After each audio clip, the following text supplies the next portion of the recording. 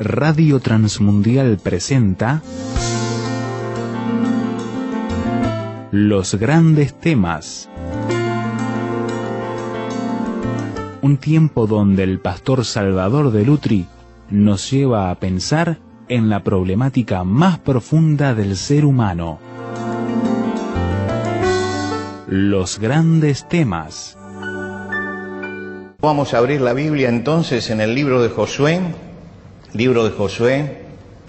sexto libro de la Biblia, el primero que se abre después de lo que los hebreos llaman la Torá, es decir, los 5 libros de Moisés, y vamos a leer el primer capítulo del libro de Josué.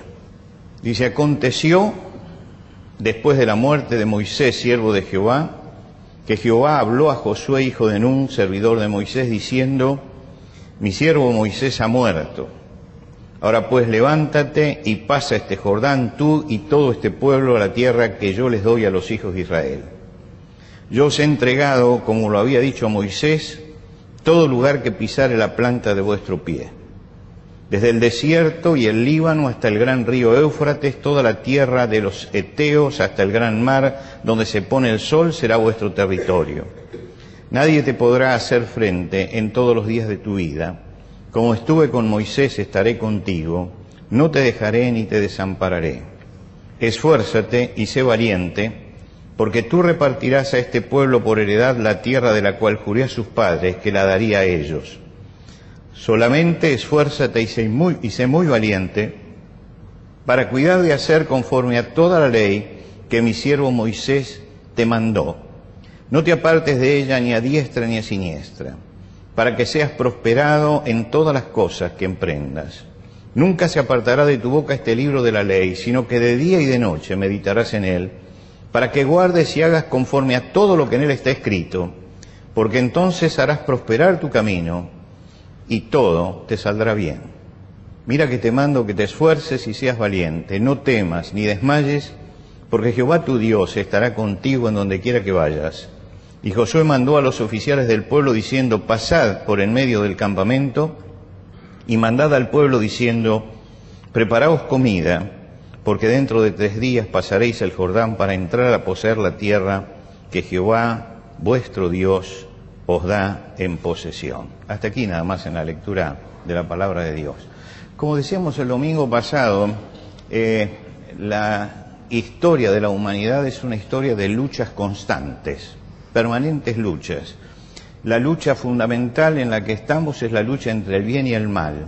Y nosotros nos damos cuenta de todo lo que se mueve socialmente para en alguna forma contrarrestar el efecto del mal sin lograrlo, pero estamos en esa lucha.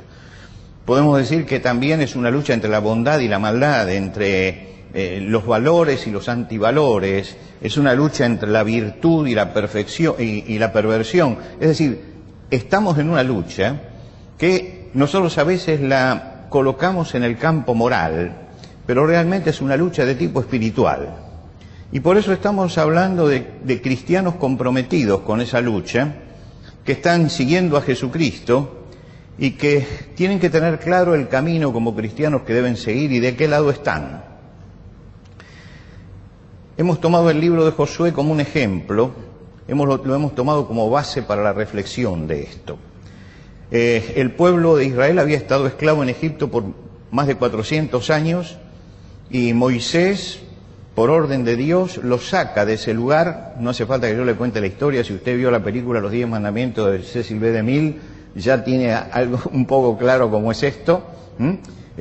Lo sacó de aquel lugar y estuvieron 40 años vagando por el desierto, yendo hacia la tierra que había sido de sus antepasados. Cuando se paran frente a la tierra y miran esa tierra, que es la tierra donde habían estado Abraham, Isaac, Jacob, José, los patriarcas y todos ellos, se encuentran que está infectada de pueblos corrompidos, belicosos, sanguinarios, que rinden culto a la naturaleza y que se han ido degenerando moralmente. Estos pueblos un poco están repitiendo la historia de Sodoma y Gomorra, Todos estos pueblos están repitiendo esto. Las ciudades estaban llenas de prostitución sagrada, que es la peor forma de la prostitución. Se adora a Dios manteniendo relaciones sexuales con las prostitutas del templo.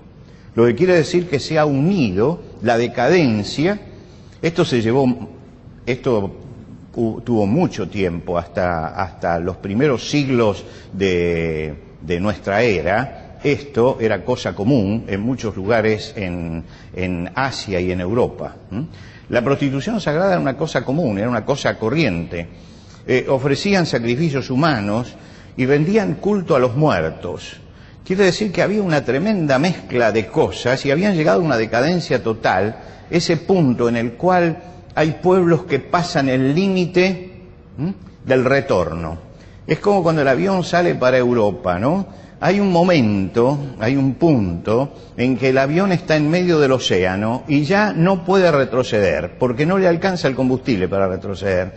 Lo que quiere decir que tiene que seguir adelante. Y no puede tener, si tiene algún inconveniente, tendrá que buscar algún punto adelante, pero atrás ya no puede buscar nada. Estos pueblos habían llegado a un punto de no retorno, habían avanzado ya hasta tal punto que no tenían la posibilidad moral y espiritual y la capacidad de retornar. Había algunas personas entre ellos, que van a aparecer en el libro de Josué, que personalmente sí tienen esta capacidad, pero como pueblos no, como naciones no, porque ya habían enquistado dentro de la sociedad la decadencia moral y la decadencia espiritual. Cuando llegan a la puerta de esa tierra, tienen el río Jordán y ellos están del otro lado, en el desierto. Y Dios habla con Josué y le dice, esta es la tierra prometida, esta es la tierra de la bendición. Y como decíamos el domingo pasado, es una tierra de bendición porque tiene toda la potencialidad productiva como pocas tierras en el mundo. Esta es la tierra de la bendición, pero ustedes tienen que aprender a cruzar el Jordán y sacar todo el mal que hay allí, sacarlo. Y dijimos, estamos leyendo esto como un ejemplo, porque para eso se ha escrito el Antiguo Testamento, como un ejemplo para nuestra vida espiritual.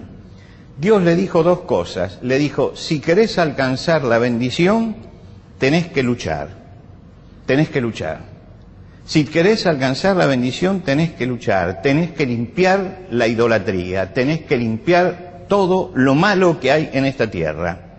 Ahora, podés permanecer en el desierto, podés no cruzar el Jordán, y entonces no vas a tener los problemas que se tienen cruzando el Jordán, pero tampoco vas a tener la bendición de Dios. Tampoco vas a tener esto. Quiere decir que Dios le dice, hay que cruzar el Jordán para tener la bendición. En última instancia, ¿quién es el que va a decidir? El que va a decidir es Josué, el que va a decidir es el pueblo. Ya 40 años antes decidieron no cruzar. Ahora puede pasar exactamente lo mismo, pero ahora han aprendido, y Josué ha aprendido. Hay que luchar para tener la bendición. Esto es la primera cosa que hemos marcado, de esto hemos hablado, es que no podemos alcanzar ninguna bendición si no damos lucha, si no entramos como parte interesada en esta lucha entre el bien y el mal. La segunda cosa que le dijo Dios es, si das esta lucha, yo voy a estar con vos, durante todo este tiempo. Y le dio un ejemplo, así como estuve con Moisés, que él dio su lucha y los hizo llegar hasta acá, yo voy a estar con vos si das la lucha. Es decir, te voy a acompañar y te voy a ayudar, no si te quedás parado acá, sino si cruzás y vas. Y esto es muy importante porque Dios nos está diciendo que estamos en una batalla de tipo espiritual y que cada uno tiene que tener la capacidad de dar lucha. ¿Dónde está? Con las herramientas que tenga. Pero si uno quiere tener la bendición de Dios, tiene que militar en el lugar donde Dios lo puso. Por eso, cada uno de nosotros está en un diferente lugar dentro de la sociedad, pero cada uno de nosotros también tiene una responsabilidad. La responsabilidad de cruzar el Jordán, de decir, yo estoy en la lucha, yo no acepto todo. Para mí hay cosas que están bien y hay cosas que están mal, y acepto lo que está bien y rechazo lo que está mal.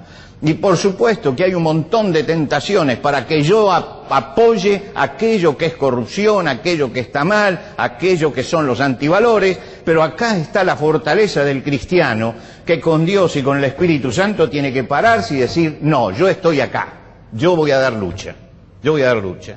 Si no damos lucha, no esperemos ninguna bendición de Dios. El Señor bendice a aquel que da lucha. El Señor le dijo, voy a estar contigo, te bendeciré, pero tienes que cruzar y tienes que dar lucha. Tienes que confrontar con la realidad. Después de decirle esto, que es lo que hemos hablado el domingo pasado, Dios le dijo a Moisés, le dio a Moisés dos condiciones. Le puso delante dos condiciones. La primera condición es, te tienes que esforzar y ser valiente. Te tienes que esforzar y ser valiente. La palabra esforzar tiene dos significados en el hebreo original. Significa hacer fuerza, como nosotros, y estar firme, y tener firmeza. Los traductores siempre tienen problemas con esta palabra y algunos traducen estar firme y otros hacer fuerza, ¿no? Pero lo que la palabra encierra es estas dos cosas.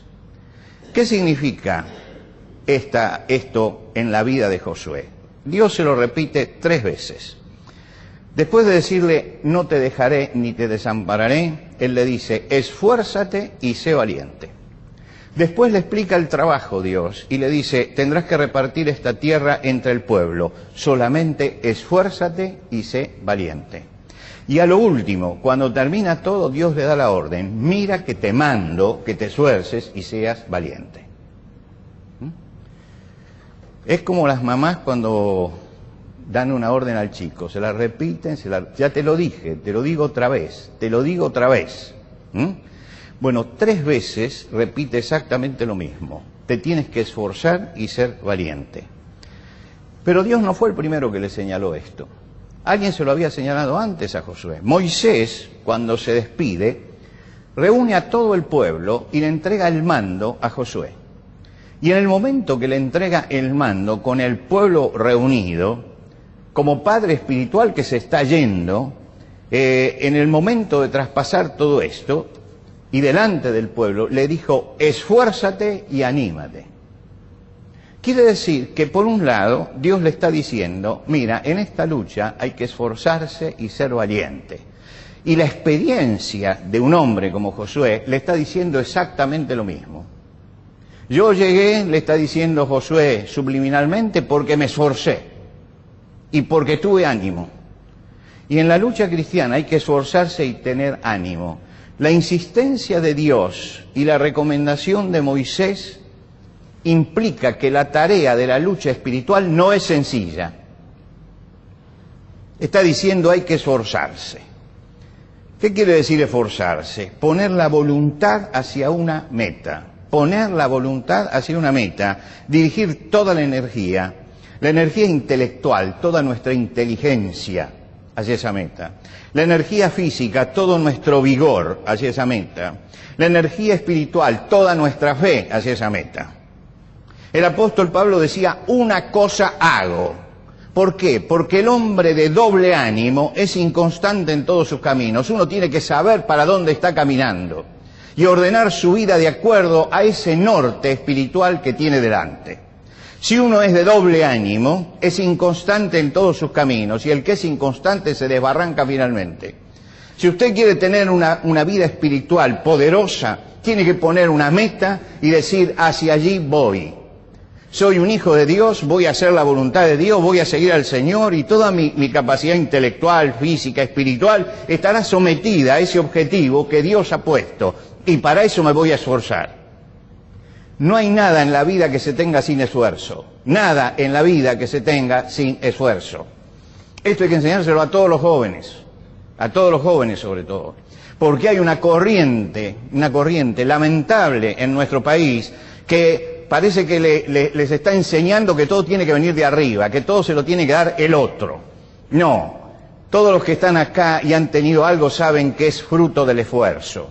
Acá hay unos cuantos profesionales, hable con los profesionales. ¿Llegaron a tener su título universitario para ejercer la profesión sin esforzarse?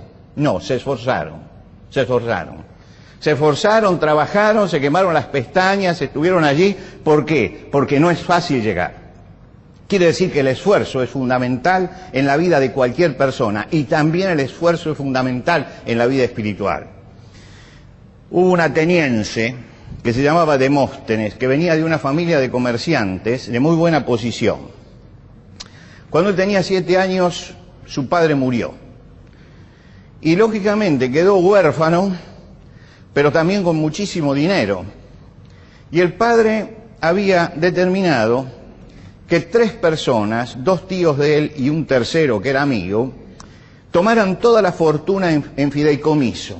Es decir, que trabajaran con esa fortuna a favor del chico y que se la entregaran cuando llegara a la mayoría de edad. ¿Qué pasó? Que durante los 7 años hasta los 20, que era en aquel momento la mayoría de edad, estos 3 dilapidaron la fortuna. La dilapidaron. Y lógicamente, cuando a los 20 años Demóstenes tenía que tomar posesión de eso, él se dio cuenta que se la habían dilapidado. Pero él tenía un problema, que tenía que demandarlos. Y si los demandaba, ellos iban a tener que pagar por lo que habían hecho. Pero tenía un problema y era que era muy enfermizo, era muy débil, tenía la voz débil, ceseaba cuando hablaba, tenía ademanes que no eran naturales y tenía una timidez patológica. Quiere decir que él iba a tener que ir ante el tribunal, iba a tener que defenderse, pero no sabía hablar, no tenía potencia en la voz, tenía debilidad, era tímido, y con esto habían jugado los del fideicomiso. ¿Qué va a hacer este con cómo es? ¿No es cierto? Nos podemos quedar con todo. ¿Qué hizo Demóstenes? Se fue al lado del mar y se ponía piedras en la boca y entonces arengaba al mar con toda su fuerza y las piedras en la boca le obligaban a vocalizar y fue transformando su voz, vocalizando. Ustedes saben que una de las cosas que se hace cuando uno estudia locución y cuando no le sale, tiene problemas en la dicción, le ponen un lápiz en la boca y se apriételo con los dientes y hable. Y así se va corrigiendo la dicción, se va corrigiendo. Y él en aquel tiempo se puso piedras en la boca y empezó a gritar frente al mar. Y subía corriendo las montañas para aumentar la capacidad torácica. Hasta que un día se presentó ante el tribunal y se defendió. Demóstenes es el orador más grande que tuvo el mundo antiguo. El orador más grande que tuvo el mundo antiguo. Lo llamaban después para defender a Grecia en los problemas políticos. Y él iba allí a las asambleas públicas y como orador le daban todos los argumentos y él desarrollaba todo. Era un maestro en esto. Pero esto no le vino con él de nacimiento. Esto lo consiguió esforzándose. Hoy nosotros hemos desvalorizado muchísimo el esfuerzo y muchos, lamentablemente, creen que fe y esfuerzo son excluyentes, o una cosa o la otra. Creen que si tengo fe no tengo que esforzarme y si me esfuerzo es porque no tengo fe. Esta es una estupidez mayúscula. El esfuerzo y la fe tienen que ir juntos. Dios hace su parte, yo tengo que hacer la mía. Y eso se lo enseñó el Señor Jesucristo a los discípulos, que no era cuestión de orar, confiar y esperar, sino que era también cuestión de trabajar. Un día los discípulos tenían una multitud alrededor y Jesús les dijo, denle de comer. No tenemos nada para darle de comer. Perfecto, no tienen nada para darle de comer. Pues entonces busquen qué hay entre la gente. Y tuvieron los 12 que ir entre la gente y decir, ¿alguien trajo algo de comer? ¿Alguien trajo algo de comer? ¿Alguien trajo algo de comer? Estaban trabajando, Hasta que alguien dice, acá hay 5 panes y 2 peces, tráiganlo. Y los traen. Y los ponen delante de Jesús. Y Jesús toma los panes y dice, bueno, ahora hagan que la multitud se ponga de 50 en 50. Vayan y acomódenlos. Y acomodan la multitud de 50 en 50. Jesús multiplica los panes y los peces y dice, bueno, ahora repártanlos. Y tuvieron que salir y repartir a 5.000 personas. Y cuando terminaron y dijeron, se acabó, Jesús dijo, agarren las cestas y recojan todo lo que está en el piso. Si trabajaron ese día los muchachos, ¿eh? Trabajaron. Ahora uno dice, el milagro de Jesús, sí, el milagro de Jesús. Pero Jesús los hizo trabajar. El apóstol Pablo dice que somos colaboradores de Dios. Colaboradores quiere decir el que trabaja con el otro. Yo no lo voy a ayudar a Dios, pero yo tengo que hacer mi parte. Y si yo no hago mi parte, no puedo esperar la bendición de Dios. Le pasa con esa gente que se enferma, ¿no? Y entonces dice, no voy a ir al médico, voy a orar a Dios. Y la enfermedad sigue. ¿Por qué? Porque Dios le está diciendo, para eso hay un médico. Para eso hay quien te va a dar lo que la ciencia ha encontrado. Y lo demás lo voy a hacer yo. Pero eso lo tenés que hacer. Hay que tener cuidado contra estos excesos de misticismo que nos llevan a veces a extremos destructivos. Una parte la va a hacer Dios, pero hay una parte que la tienes que hacer. Y si no la haces, Dios no va a actuar. Y Dios le dijo, esfuérzate y sé valiente. Cuando lo llevaron a Jesús a la tumba de Lázaro, Jesús sabía que lo iba a resucitar, pero cuando llegó, ustedes saben que los sepulcros tenían piedras gigantescas delante tapándolo. Los judíos no enterraban, sino que colocaban en sepulcros y los tapaban, esperando la descomposición del cuerpo, y después que pasaba todo el tiempo sacaban esa piedra y entonces recogían los huesos. Quiere decir que ponían una piedra tremenda para que tapara y para que el hedor de adentro no saliera. Cuando Jesús llegó lo iba a resucitar, pero le dijo, señores, saquen ustedes la piedra. Ahora yo digo, el Dios que levanta de los muertos, ¿no puede dar la orden de que la piedra se corra sola? ¿O no tiene poder Dios para esto? Pero resulta que lo que puede hacer el hombre lo tiene que hacer el hombre. Y lo que va a hacer Dios, Él lo va a hacer cuando llegue el momento. Le está diciendo eso, esfuérzate. Si quieres la bendición, esfuérzate. Porque fe y esfuerzo no se excluyen mutuamente. En la vida espiritual hay que esforzarse. No se puede avanzar con desgano, no se puede avanzar sin energía, no se puede avanzar haciendo las cosas por inercia, porque me lleva a la corriente, sin un profundo compromiso personal. No tendremos bendición si no hay ese compromiso íntimo y personal con el Señor. Para ser bendecidos tenemos que poner todo el vigor, toda la decisión espiritual firme y asumir nuestro compromiso e ir adelante. Esa fue la primera condición que le puso. La segunda condición fue, te tienes que sujetar a los mandamientos de Dios. Habían recibido los 10 mandamientos hacía 40 años en el Sinaí y todos los estatutos complementarios. Y un amplio comentario de Moisés, el libro de Deuteronomio, un amplio comentario de cuáles eran los principios espirituales por los cuales se tenían que regir. No eran ciegos ni estaban desorientados ni a la deriva. Y entonces Dios le dice, y cuida hacer conforme a toda la ley que mi siervo Moisés te dio. En esa ley estaban los principios espirituales, no estaban los detalles, estaban los principios espirituales. Cuando usted lee los 10 mandamientos, le da los grandes principios de la vida. No matarás, respeto por la vida ajena. No dirás falso testimonio, respeto por la verdad.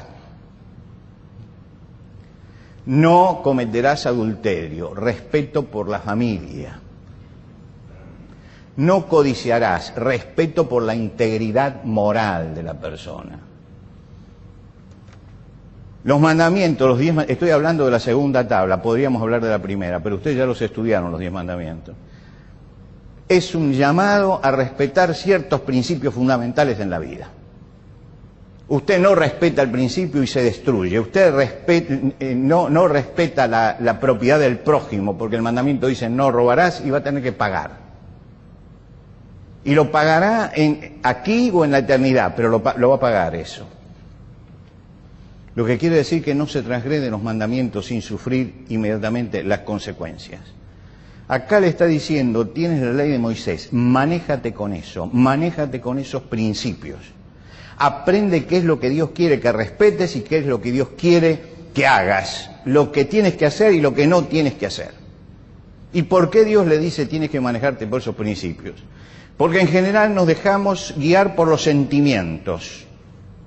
Y los sentimientos no son buenos consejeros, porque muchas veces los sentimientos se ponen por encima de la razón y llega un momento que nos gobierna. La fe cristiana está escrita, entonces no es lo que yo siento que debo hacer. Yo he visto muchas veces argumentar sobre cosas aberrantes en tal forma que la persona con su argumentación y con sus sentimientos quería pasar por encima de las normas morales y espirituales. Dios ha puesto normas morales y espirituales. Yo puedo razonar para donde quiera y puedo mandar mi razonamiento hacia donde quiera. Hay una famosa anécdota que se enseña en las escuelas de periodismo, que un director de una revista llamó a un periodista y le dijo, escríbame una nota sobre Dios. Y el periodista preguntó, ¿a favor o en contra? ¿Por qué? Porque un periodista sabe escribir a favor o en contra. Sabe encontrar argumentos para un lado o para el otro también. Y cada uno de nosotros sabe encontrar argumentos para un lado y para el otro. Y Dios entonces dice, no te pongas con los argumentos ni con los sentimientos. Acá hay normas, estas son las normas de cumplir. Estas son las normas que deben regir tu vida. Sobre estas normas te tenés que mover, sobre estas normas. Le dice, nunca se apartará de tu boca el libro de la ley. Josué iba a tener que emitir juicios, iba a ser el juez supremo de ese pueblo cuando cruzara. Iba a tener que tomar decisiones, iba a tener que aconsejar.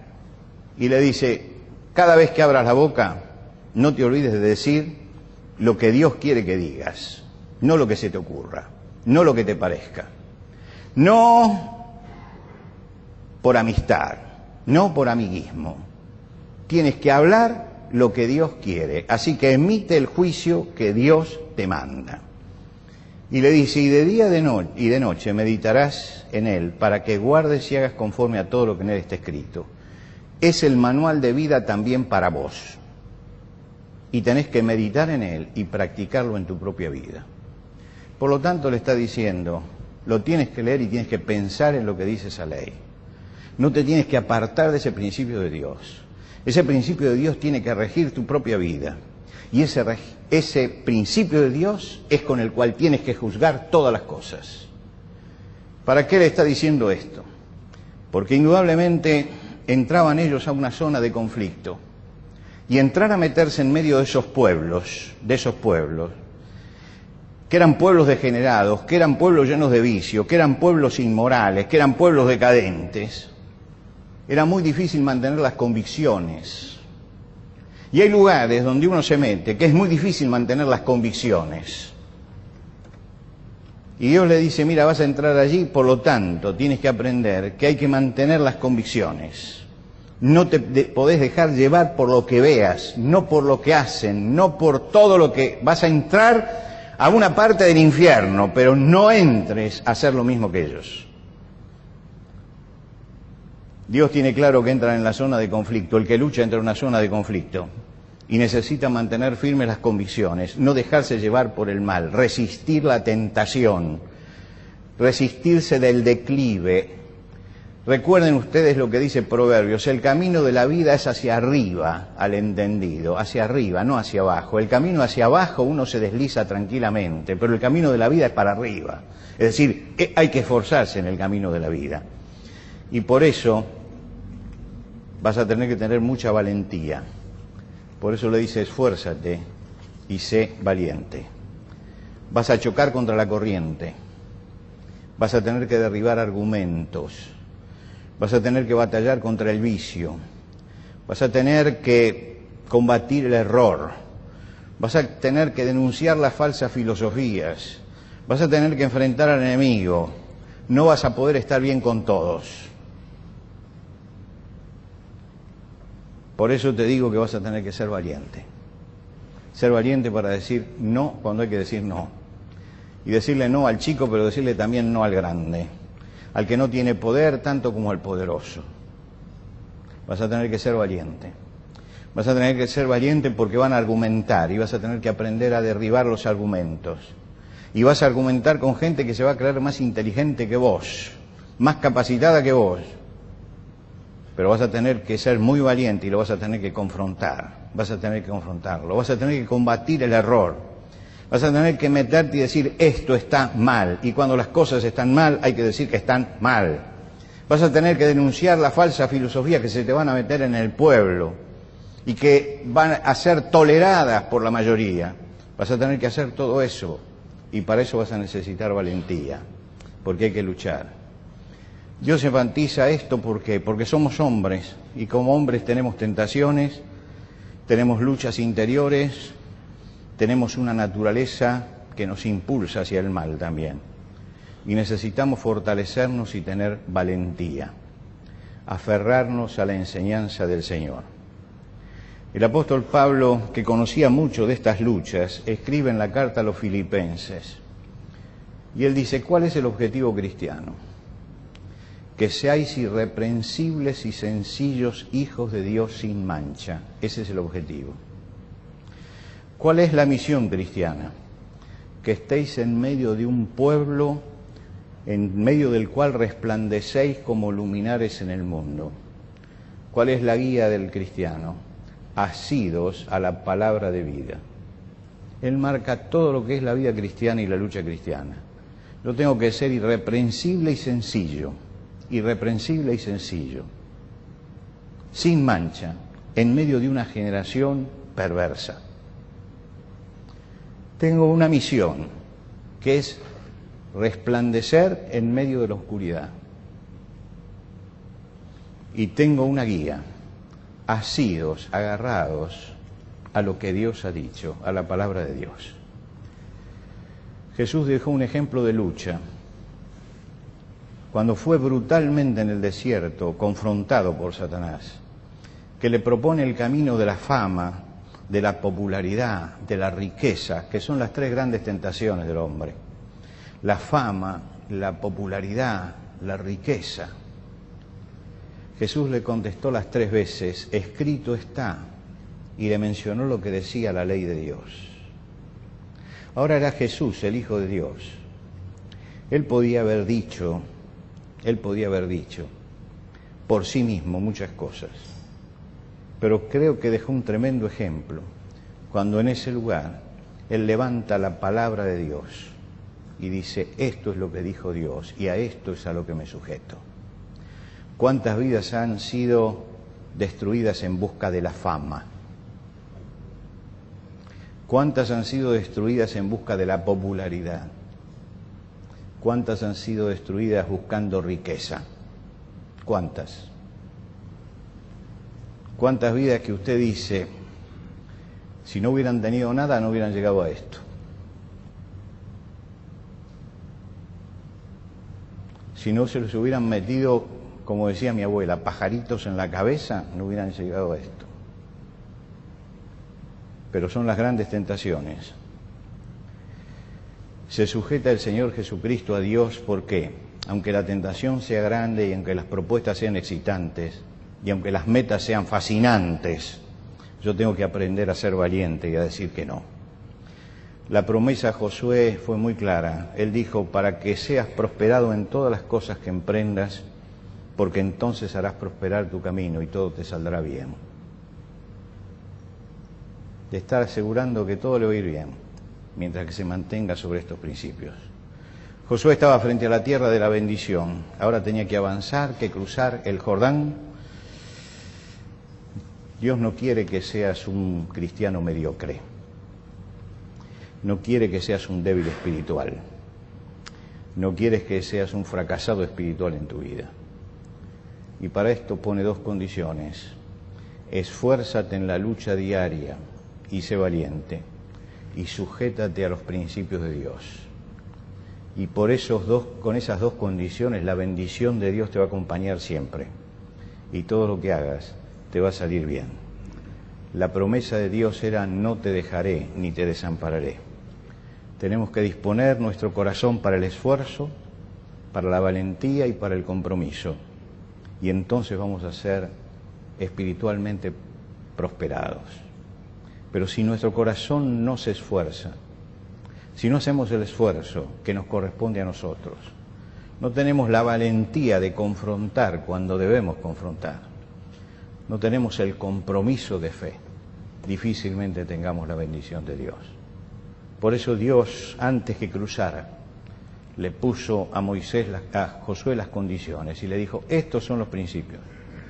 El diálogo de este primer capítulo es revelador de un Dios que se anticipa y le dice, mira, ahí la tienes la bendición, pero estas son las condiciones.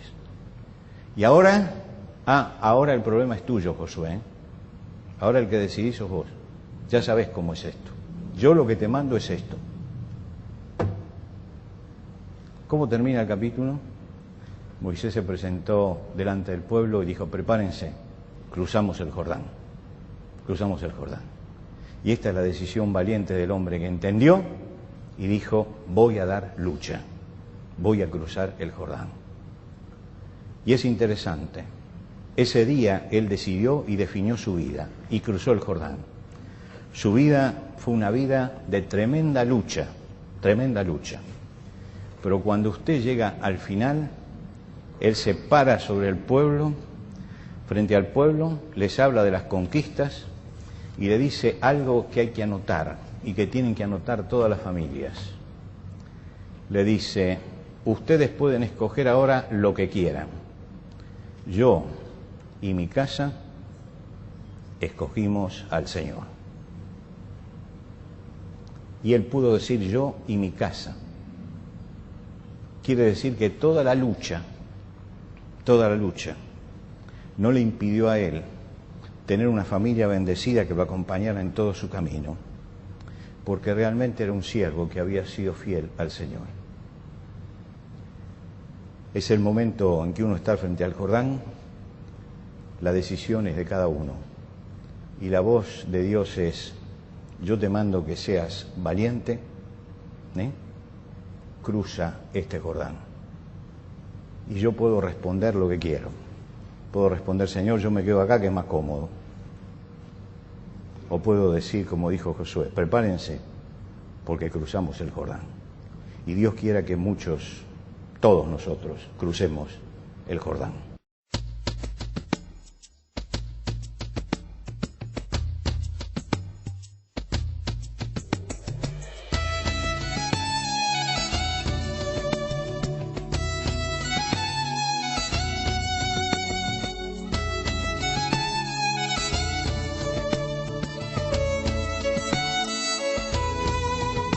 Antes de finalizar los grandes temas del día de hoy, les queremos dar los canales de comunicación donde usted puede entrar en contacto con el pastor Salvador de Lutri. Por carta, hágalo a Los Grandes Temas, casilla de correo 5051, Montevideo, Uruguay. Los Grandes Temas, casilla de correo 5051, Montevideo, Uruguay. Y el correo electrónico, losgrandestemas@transmundial.org. losgrandestemas@transmundial.org.